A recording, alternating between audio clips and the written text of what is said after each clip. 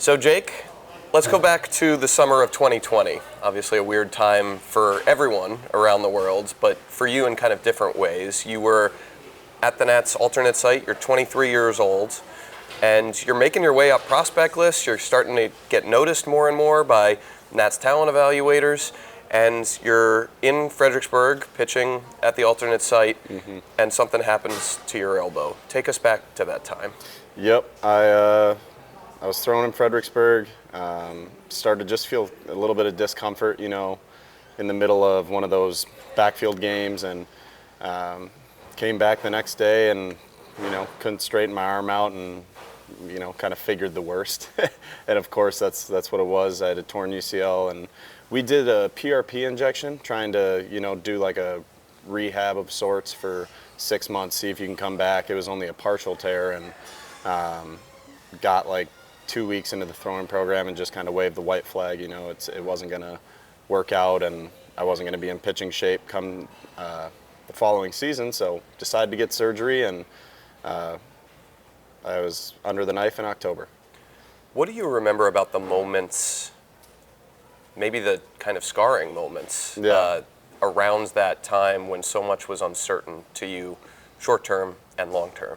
Yeah, I think, the biggest thing was just kind of the initial shock. Like, you're like, man, I'm so close to the biggest dream that I've had my entire life, and kind of feels like you have it all taken away from you really quickly. But I was lucky to have a good support group around me, people that I kind of leaned on right away and just talked to, and they're like, feel bad for yourself for 24 hours. Give yourself 24 hours and come back after that knowing that you now have a year and a half to get your body in the best physical shape it's ever been in. You're going to have the healthiest ligament in that elbow that anybody on the team or in the league has, because it's brand new, man. So just using that perspective to go for it every day and just work really, really hard to be in a good place when I came back. Was that hard for you to do, to just 24 hours later wipe the slate clean and try and be positive from then on? I don't think so. I think it's just inevitability. The situation is what it is, and I think that's kind of one of my big life mottos is, it is what it is. If you get something that happens to you, you give up a home run, man, it is what it is. I can't, rewind the clock and do it all over again. It's like a next pitch sort of mentality. So the next pitch of life for me was making sure that I'm as healthy as possible and working really, really hard to make sure that I didn't lose a year and a half. I was able to, gain something from it. What was the surgery like? What do you remember about that? I remember being in, a little bit of pain when I woke up, but just overall, I had really good experience with Dr. Dugas down in Birmingham with the Andrews Institute. He was really great. He was keeping things light, kind of, I think, how doctors do to make you feel your best going into surgery. But my dad was there with me, and luckily, when I did need help, he was there to do it. So, unfortunately, that this is a really common procedure among people in your line of work. Yeah. So, people that are helping you along this rehab process have done this countless times before with other pitchers, but it's never happened to you. Right. And it's your future and your dream. So how did you kind of mentally process those two sides of it? That I've got all these people that know where I should go on this path, but I'm really sensitive as to everything that's happening along the way because I want to get back to where I want to go. Right.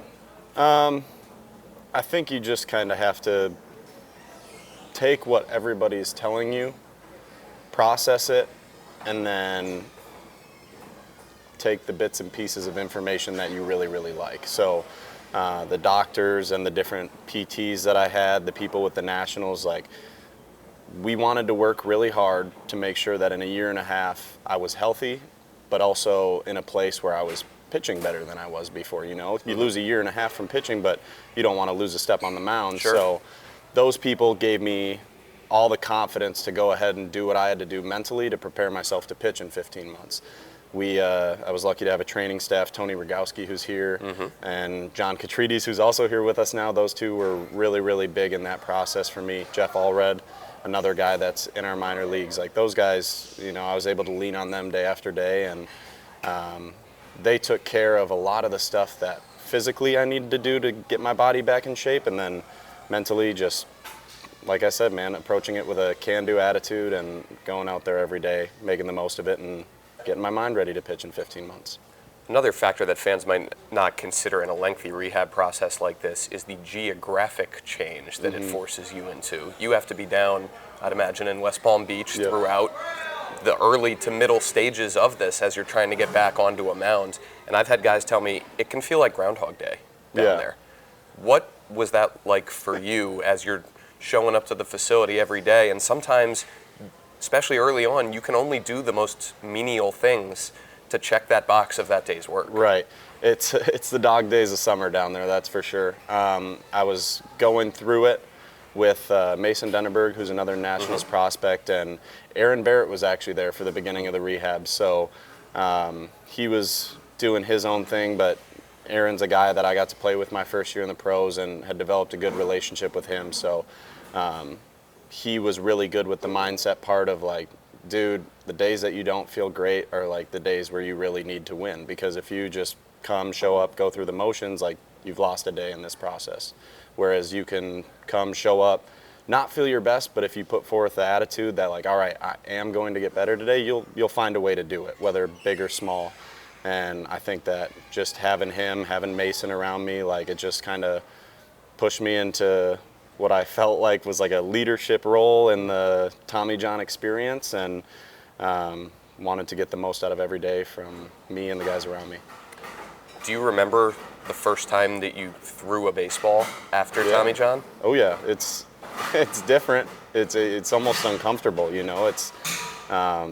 It's weird thinking like, man, there was a point a few months ago where I couldn't straighten my arm all the way, and now here we are. I have to move forward and throw a baseball. It's a little unnerving, and I think that's just one of those things, like I said, that you prepare your mind for, and it gives you the confidence to go out there and do what you have to do, even though it's not at 100%.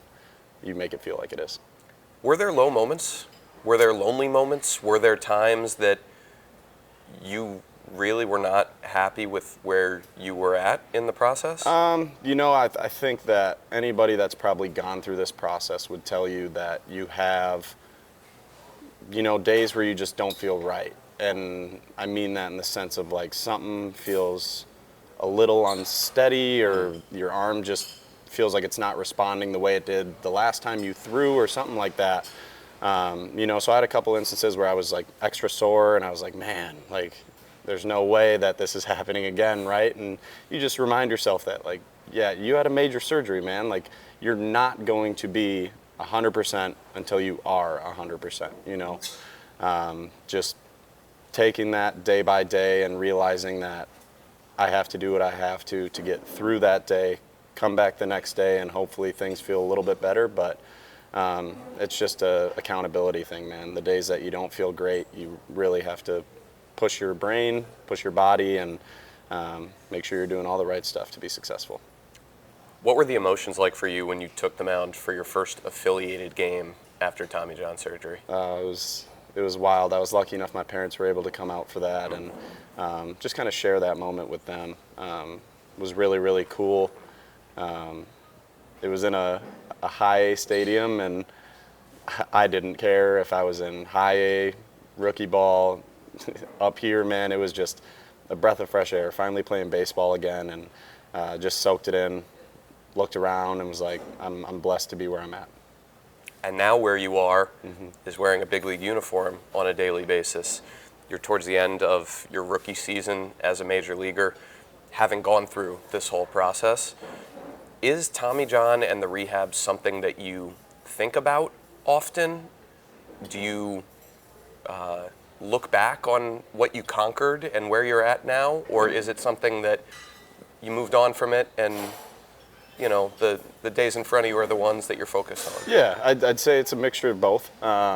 Definitely focused on the future, but I mean, always trying to be where my feet are. So focused on today, focused on getting better today. But when I look back and think about just kind of what I went through during that 15 months, it's puts you in a real spot of gratitude. Just very happy to be healthy. Very happy to have learned the things I learned during that process about my body, about pitching, just the mental side of baseball and life, and how I've been able to use those, things that I learned to make every day even better now. Jake, thanks for sitting down over coffee with me and Cheers. talking about a part of your life that was tough in the moment, but you've come back from even stronger, and here you are. We're really happy for you. Hey, it's a beautiful life, man. Thanks, Dan. Thanks, Jake.